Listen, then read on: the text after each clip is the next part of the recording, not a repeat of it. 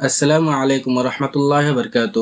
دوستو، ذرا ایک مرتبہ کے لیے اپنے آنکھ بند کر کے ذرا سوچئے کہ ایک ماں اپنے بیٹے کی لاش کو کندھے پر اٹھا کے رو رہی ہے، تو کہیں مسجدوں کو جلایا جا رہا ہے، تو کہیں مسجدوں کو بلڈوزر سے توڑا جا رہا ہے، کہیں قرآن شریف کو پیر سے کچل دیا جاتا ہے، تو کہیں معصوم بچوں پر گولی برسایا جاتا ہے۔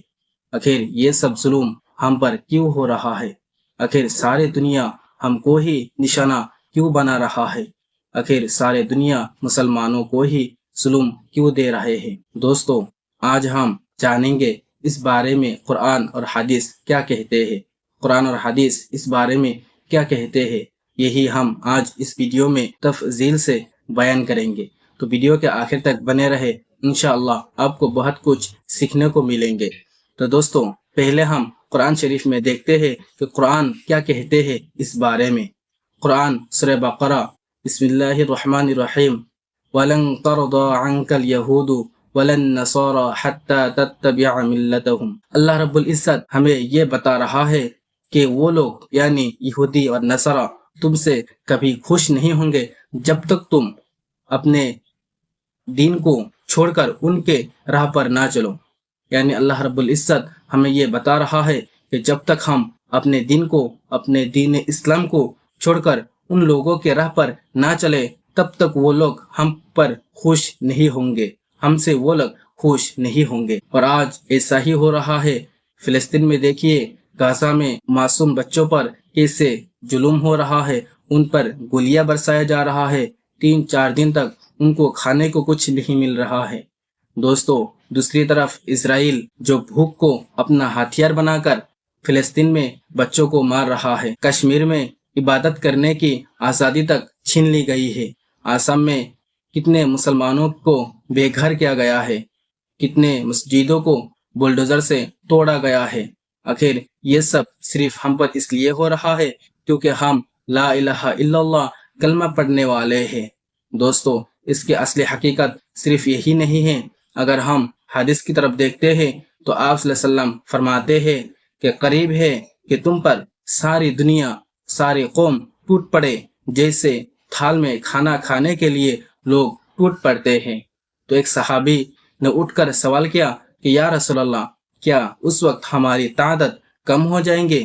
تو آپ صلی اللہ علیہ وسلم نے فرمایا، نہیں، تمہاری تعداد کم نہیں ہوں گی، لیکن تمہاری طاقت ختم ہو جائیں گے۔ تمہاری تعداد تو صحیح ہے، لیکن تمہاری طاقت ختم ہو جائیں گے۔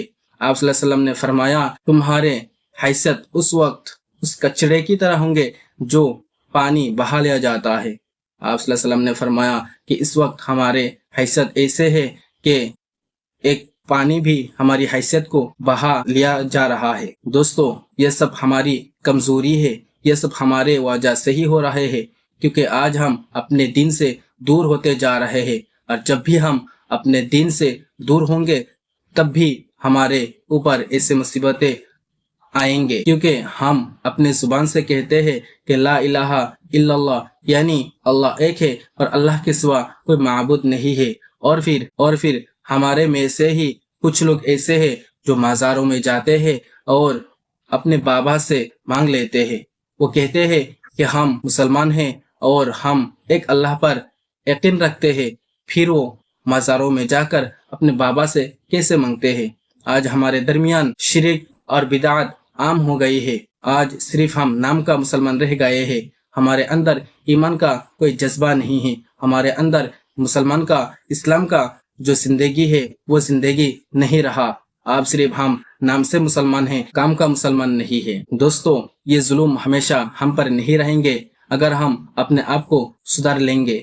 اللہ رب العزت فرماتے ہیں کہ اگر ہم اپنے زندگی کو اللہ اور رسول اللہ صلی اللہ علیہ وسلم کے سنت پر چلائیں گے، اگر ہم اپنی زندگی کو آپ صلی اللہ علیہ وسلم کے نورانی طریقہ پر چلائیں گے تو انشاءاللہ اللہ رب العزت ہمیں مضبوطی عطا کریں گے۔ دوستو، ہم اپنی زندگی کو سدھرنے کی کوشش کریں گے تو اللہ رب العزت ہم پر رحمت ضرور برسائیں گے۔